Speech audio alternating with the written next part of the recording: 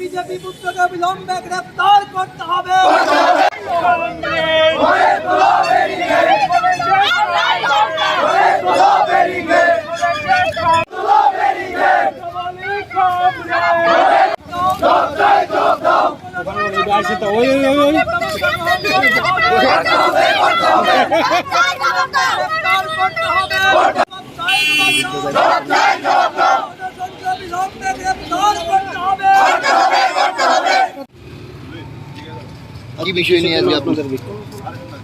আমরা এসএফআই টিএসইউর উদ্যোগে আজকে পুলিশ হেডকোয়ার্টারে বিক্ষোভ ধর্নায় সামিল হয়েছি।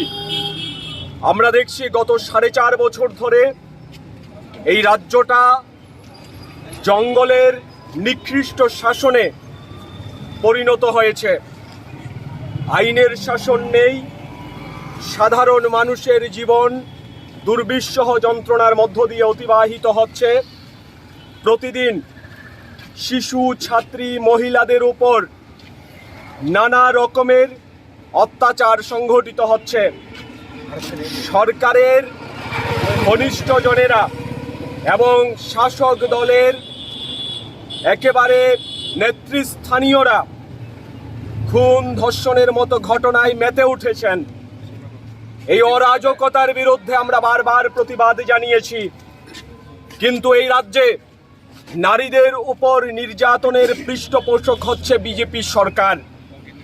কাজেই আজকে আমরা পুলিশ হেডকোয়ার্টারে এসেছি ধর্ণা দিতে। রাজ্যে আইনের শাসন পুনঃপ্রতিষ্ঠা করার জন্যে পুলিশকে মেরুদণ্ড সোজা করে দাঁড়াতে হবে। এই পুলিশ মেরুদণ্ড বিকিয়ে দিয়েছে। রাজ্যের মধ্যে অরাজকতা, বর্বরতা চললেও পুলিশ চোখে কাপড় বেঁধে কার্যত গান্ধারীর ভূমিকা পালন করছে। কাজেই পুলিশকে সক্রিয় হতে হবে।